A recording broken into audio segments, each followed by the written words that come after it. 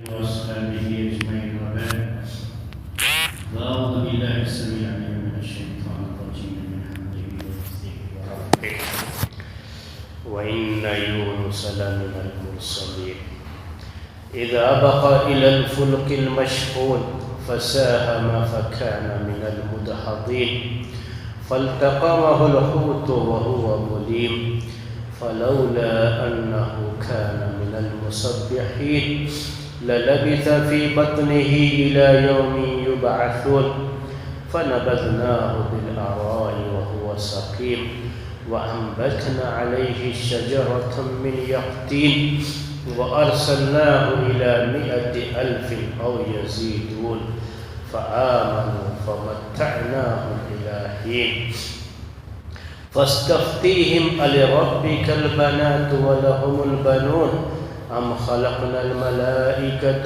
إناثا وهم شاهدون ألا إنهم من إفكهم ليقولون ولد الله وإنهم لكاذبون أصطفى البنات على البنين ما لكم كيف تحكمون أفلا تذكرون أم لكم سلطان مبين فأتوا بكتابكم إن كنتم صادقين وجعلوا بينه وبين الجنة نسبا ولقد علمت الجنة إنهم لمحضرون سبحان الله عما يصفون إلا عباد الله المخلصين فإنكم وما تعبدون ما أنتم عليه بقانتين إلا من هو صال الجحيم وما منا إلا له مقام معلوم وإنا لنحن الصافون وإنا لنحن المسبحون. اور یقیناً یونس رسولوں میں سے تھے.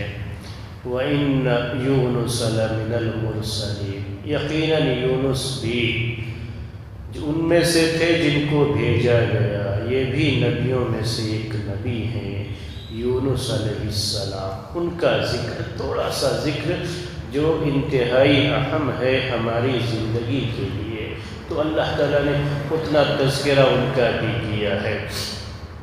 تو کہا ان کے بارے میں کہ اِذَا أَبَقَ إِلَى الْفُلْكِ الْمَشْحُونِ, جب یہ بھاگے ایک ایسی کشتی کی طرف جو کہ بھری ہوئی تھی. تو یونس علیہ السلام کا معاملہ کیا ہوا تھا جس کا ذکر یہاں پہ ہو رہا ہے, وہی تھوڑا سا ذکر ان کی زندگی کے تعلق سے, جو ان کی زندگی کا بڑا ہی اہم مرحلہ بھی ہے, بڑی اہم چیز ہے ان کی زندگی میں, وہ جو ہر مومن کو ہمیشہ یاد رکھنا چاہیے. یہ آبادی میں جہاں انہیں نبی رسول بنا کر کے بھیجا گیا, دعوت دے رہے تھے, دعوتی کام انجام دے رہے تھے, لیکن ان کی قوم ان کا ساتھ نہیں دے رہی تھی. ایمان لانے والے لوگ جو ہے نہیں تھے, اور اللہ تعالیٰ کی طرف سے عذاب کے لیے وقت بھی مقرر ہو گیا کہ فلاں وقت جو ہے عذاب ان کے اوپر آ جائے گا. اللہ تعالیٰ کا مقرر کیا ہوا کوئی بھی وقت اس کے خلاف نہیں ہوتا, لیکن ایک ٹائم دیا گیا تھا ان کو, یونس علیہ السلام کو, اور یہ کوئی ضروری نہیں تھا کہ اسی وقت عذاب آئے. قوم کے لوگ جس طریقے سے قوم کے لوگ برتاؤ کریں گے اسی کے لحاظ سے اللہ تبارک و تعالیٰ کا فیصلہ ہوگا. اللہ تعالیٰ کو پتہ ہوتا ہے کہ کیا کرنے والے ہیں لوگ, کیا کریں گے کیا نہیں کریں گے. پھر جب اس کا ٹائم آیا عذاب کا اور عذاب نہیں آیا, تو یہ اس آبادی سے, اس جو ہے بستی سے وہاں سے چلے گئے. اسی کو یہاں قرآن میں کہا اللہ تعالیٰ نے آبقا. آبقا اصل میں عربی زبان میں استعمال کیا جاتا تھا جب کوئی غلام اپنے مالک کو چھوڑ کے کہیں بھاگ گیا, مالک کے پاس سے بھاگ گیا, تو اس کو آبقا کہتے ہیں. آج کے زمانے میں بچے کو لے لیجیے مثال سمجھنے کے لیے، کیونکہ غلاموں کا دور نہیں رہا، بچہ جو ہے اپنے باپ کا گھر چھوڑ کے بھاگ گیا، تو اس کو عربی میں کیا کہتے ہیں؟ آبا کا، جو ہے عربی میں اسے آبا کا کہا جاتا ہے۔ وہی لفظ یہاں استعمال کیا گیا، کیونکہ ہم سب کی سب اللہ کے بندے ہیں اور اللہ تعالی ہمارا مالک ہے۔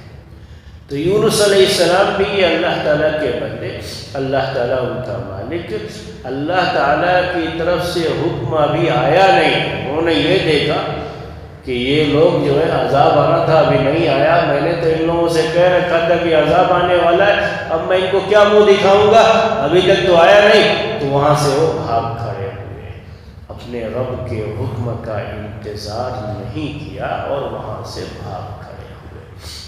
اور یہ سب کے سب اللہ تبارک و تعالیٰ کی طرف سے آزمائش کا ایک حصہ ہے۔ اللہ تعالیٰ آزماتا ہے، سب کو آزماتا ہے، یہاں تک کہ انبیاء کرام کو بھی آزماتا ہے۔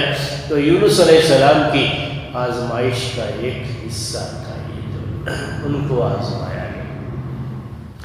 اب یہاں سے جب وہ بھاگ کر کے گیا، جس آبادی سے کہیں اور جانا ہے، تو سامنے سمندر ہے، کشتیاں ہیں، کشتی سے ہی کہیں جا سکتے ہیں، اور کچھ جو ہے شکل نہیں تھی، تو بھاگ کر کے گئے، ایک کشتی ملی، فوراً وہاں سے نکلنا چاہ رہے تھے، وہ کشتی بالکل بھری ہوئی تھی، بالکل جو ہے اس میں کوئی گنجائش نہیں تھی۔ اب اسی میں جو ہے یہ بھی سوار ہو گئے، یونس علیہ السلام بھی سوار ہوئے، کیونکہ ان کو یہ تھا کہ جلدی سے یہاں سے نکل جائے۔ تو وہ ساری باتیں یہاں پر نہیں ہے، صرف بھری ہوئی کشتی کا ذکر ہے، اور بقیہ جو ہے چیزیں خود سمجھنی ہے کہ اپنے علاقے سے وہ چلے گئے، وہاں سے چلے گئے، اور اللہ تعالیٰ کے حکم کا انتظار نہیں کیا، چلے گئے وہاں سے۔ اسی کو اللہ تعالیٰ نے کہا، یوں سمجھو کہ جیسے کوئی آدمی ناراض ہو کر کے کہیں بھاگتا ہے، جو ہے غلام جو ہے اپنے مالک سے بھاگتا ہے، ویسے ہی سمجھو یہ بھی بھاگتے ہوئے چلے گئے۔ اس قوم کو ہم کیا منہ دکھائیں گے؟ اصل ہوا یہ تھا کہ عذاب اللہ تعالیٰ کا، ٹھیک ہے یہ لوگ ایمان نہیں لائیں گے تو عذاب آئے گا، وہ لوگ کیا ہے اگر ایمان لائے تو کیا عذاب آئے گا؟ پھر بھی نہیں آئے گا اللہ تعالیٰ کا۔ تو اس قوم کے لوگوں نے یہ کیا کہ انہوں نے ایمان کا اظہار کر دیا، ارے ہم ایمان لے آئے اس وقت سے پہلے۔ وہ اللہ تعالیٰ کو پتہ ہے سب کچھ، یہ کچھ جو ہے ہونے والا ہے اور ایسے ہوگا، اس کو پتہ ہے، لیکن انسانوں کو پتہ نہیں ہوتا ہے۔ یونس علیہ السلام کو یہ پتہ نہیں، اور وہ وقت ہو گیا ابھی نہیں ہوا، عذاب نہیں آیا، تو وہاں سے وہ جو ہے بھاگ کھڑے ہوئے۔ ان کو اس کا پتہ نہیں تھا پورے طریقے سے کہ اللہ تعالیٰ کا یہ عذاب کیوں نہیں آیا۔ اللہ تعالیٰ کا جو وعدہ ہوتا ہے اپنے وعدے سے وہ کبھی بھی ہٹتا نہیں ہے، وہ وعدہ اپنے وقت پر پورا ہوتا ہے، لیکن یہاں جو ہوا تھا وہ پتہ نہیں تھا یونس علیہ السلام کو پورے طریقے سے۔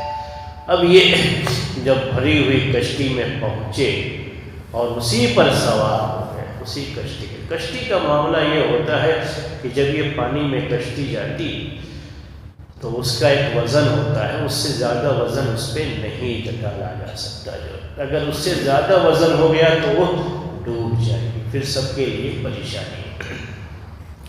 جب یونس علیہ السلام سوار ہوئے تو کوئی مسئلہ نہیں تھا، چلنے لائق تھا، وزن جو ہے کوئی پریشانی کی بات نہیں تھی، لیکن پھر بھی وزن چونکہ پہلے ہی سے بھر چکی تھی، مزید جو ہے تھوڑا سا اور وزن اس پہ ڈالا گیا اور جو ہے وہ چلی۔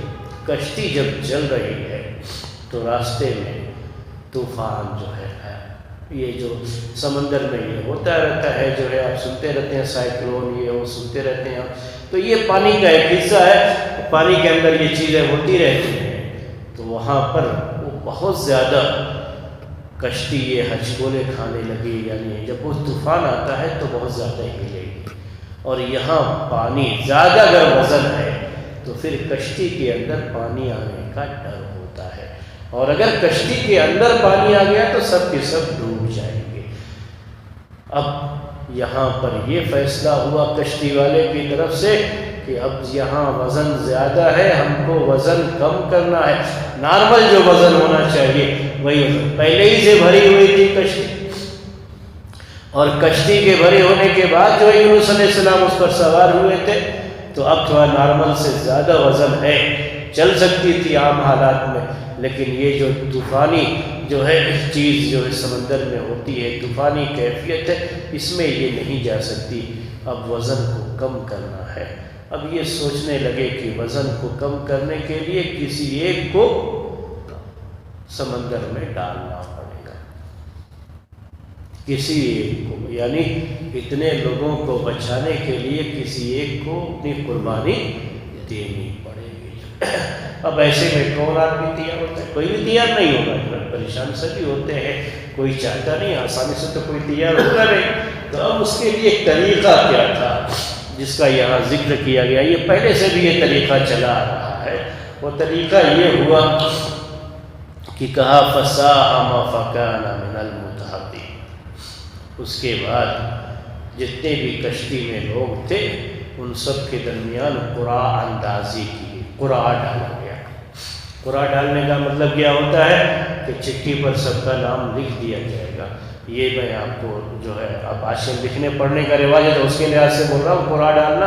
اس زمانے میں اور بھی شکل ہوتی تھی جس میں لکھنے پڑھنے کا، وہاں پین لانا، پیپر لانا سب کہاں سے کریں گے اس کشتی کے اندر، تو وہ جہاں جیسی شکل ہوتی ہے ویسے قرعہ ڈالا جاتا ہے۔ تو ابھی جو قرعہ ڈالنے کا انداز ہے وہ یہ ہے کہ پیپر پر سب کا نام لکھ کر کے پیپر کو اچھی طرح سے بند کر دیا جائے، کچھ اوپر سے پتہ نہیں لگے گا کہ اس میں کس کا نام ہے، پورے سب کا نام لکھ کر کے اس کو پھر ملا کر کے ڈال دیا گیا۔ ایک پیپر اس میں سے، ایک پرچی اس میں سے اٹھا لی گئی، جس کا نام ہوگا وہی سمجھ لیجیے کہ اب یہ قرعہ اس کے نام سے نکل گیا، اس کے لیے یہ چیز ہے۔ تو یہ قرعہ اندازی کرنا مختلف جو ہے کاموں کے لیے جہاں پر سب لوگ جو ہے برابر کا حصہ رکھتے ہیں، اور کسی اور کوئی بھی جو ہے ہر کوئی چاہتا ہے کہ یہ چیز ملے اس کو یا یہ چیز اس کے لیے نہ ہو، تو وہاں پر اس کا حل کرنے کا یہی طریقہ ہے کہ قرعہ اندازی کر لیا جائے۔ تو یہ شریعت کے اندر بھی، اسلامی شریعت میں بھی، یہ پہلے کی شریعت میں بھی تھا اور اسلامی شریعت میں بھی یہ چیز ہے قرعہ اندازی۔ اللہ کے رسول صلی اللہ علیہ وسلم نے بھی ایسا کیا ہے۔ آج بھی جو ہے اگر باپ کی جائیداد ہے، پراپرٹی ہے، اس کو تقسیم کرنے کے لیے بیٹھے ہیں، باپ کی اولاد جو ہے وہ تقسیم کرنا چاہتے ہیں۔ اب جو ہے مان لیجیے 3 بیٹے اور پراپرٹی میں سے ایک دکان، تینوں میں سے ہر کوئی چاہتا ہے ایک دکان مجھے چاہیے، تینوں میں سے ہر ایک دکان چاہتا ہے کہ نہیں مجھے دکان چاہیے۔ اب وہ کسی ایک کو ہی مل سکتی ہے، تینوں کو نہیں مل سکتی۔ گھر ہے، سب برابر کی قیمت کے لحاظ سے پہلے 3 جگہ تقسیم کریں گے، لیکن ہر کوئی یہ چاہتا ہے کہ دکان والا جو حصہ ہے وہ مجھے مل جائے۔ تو ایسے وقت میں اس مسئلے کا حل شریعت میں کیا ہے کہ قرعہ اندازی کی جائے گی تینوں کے درمیان، جس کے نام سے قرعہ نکلے گا وہ اس کو جو ہے دے دیا جائے گا، اور دوسرے لوگوں کو راضی ہونا پڑتا ہے کہ گویا کہ یہ اللہ تعالیٰ کا فیصلہ ہے۔ تو یہ قرعہ اندازی کی گئی تو یونس علیہ السلام کا نام نکلا، جن کو سمندر میں پھینکنا تھا، سمندر میں ڈال دینا ہے، نام کن کا آیا؟ یونس علیہ السلام کا ہی نام آیا اس میں۔ اور یہ سب اللہ تعالیٰ کی طرف سے، انہی کو وہاں پر جو ہے آگے جانا نہیں ہے، ان کو کشتی میں وہاں سے اترنا ہے، ان کو جانا نہیں ہے۔ یہ ہے اللہ تعالیٰ کی تقدیر اور اللہ تعالیٰ کی مشیت، اللہ تعالیٰ کی قدرت۔ اور یہی چیز میں آپ سے کہہ رہا تھا کہ اس قصے کی، اس کہانی کی اہم چیز ہے ہمارے لیے، نصیحت کی بات ہے۔ آدمی اللہ تعالیٰ سے بھاگ کر کے کہاں جائے گا؟ کہیں نہیں جا سکتا، وہ نصیحت کی بات ہے۔ یونس علیہ السلام وہاں سے نکلنا، حالانکہ اللہ تعالیٰ کے حکم سے نہیں بھاگ رہے تھے، کچھ یہ نہیں تھا، ان کو یہ تھا کہ میں ان کے سامنے کیا جو ہے منہ دکھاؤں گا، کہ میں نے کہا کہ بھائی اتنے وقت عذاب آ جائے گا، ابھی عذاب آیا نہیں، میں کیا کر ان کو منہ دکھاؤں گا، اس لیے وہ جو ہے وہاں سے بھاگنا چاہ رہے تھے۔ یوں سمجھو کہ کبھی مثال میں آپ کو دے کہ جو ہے کسی کو قرضہ ہے، کسی کا بلا لیا تھا قرضدار کو کہ جو آئیے فلاں ٹائم پر ہم آپ کا قرضہ ادا کر دیں گے، وعدہ کیا ہے کہ اچھا آدمی جب وعدہ کرتا ہے تو اسے پورا کرتا ہے۔ اب اس کو امید تھی کہ کہیں سے اس کا پیسہ نہ تھا، وہ آ جائے گا تو وہ دے دے گا، لیکن نہیں آیا وہ پیسہ۔ اب وہ میں اس جو ہے آدمی کو کیا منہ دکھاؤں گا تو بہت سے لوگ ہوتے ہیں کہ ایسے وقت پر کیا منہ دکھاؤں گا، وہ خود ہی وہاں سے بھاگ لیتے ہیں اس کے لیے۔ تو یونس علیہ السلام کے مسئلہ یہ تھا، وہ یہ نہیں جان پائے تھے کہ قوم ان کی ایمان لے آئی جس کی وجہ سے اللہ تعالیٰ کا عذاب نہیں آیا، کیونکہ وہ بھی غیب کا علم تو نہیں رکھتے تھے، غیب تو نہیں جانتے تھے، اور جو معاملہ ہوا یہ اس دوران تھوڑا سا جو ہے وہ فرق، تھوڑا سا وقت سے پہلے ہی وہ ایمان لے آئے تو اللہ تعالیٰ کا عذاب نہیں آیا۔ اب ان کو پتہ نہیں ہوا، چلے گئے تھے وہاں سے، غصے میں تھے اور چلے گئے، غصے میں چلے گئے۔ یوں سمجھ لیجئے کہ کبھی کبھی کیا ہوتا ہے، غلام اپنے مالک سے ناراض ہو کر کے بھاگنا چاہتا ہے، لیکن بھاگ کر کے جائے گا کہاں؟ پوری زمین، پوری کائنات، اس کا مالک کون ہے؟ اللہ تعالیٰ ہے۔ اللہ تعالیٰ ہر چیز کا مالک اللہ تعالیٰ ہے۔ اللہ تعالیٰ سے بھاگ کر کوئی کہاں جا سکتا ہے؟ یونس علیہ السلام نکلے، جانا چاہ رہے تھے دوسری جگہ پر، لیکن اللہ تعالیٰ نہیں چاہتا ہے کہ وہ جائیں دوسری جگہ پر، تو نہیں جا سکتے۔ کوئی بھی شخص وہ نہیں جا سکتا، وہ روک دے گا، کائنات کی ہر چیز کو حکم دے دے گا، ہر چیز کو روک دے گا، وہ سب کچھ تو اس کے ہاتھ میں ہے، اس سے بھاگ کر کہاں جائیں گے؟ تو یونس علیہ السلام کو کیسے روک دیا گیا؟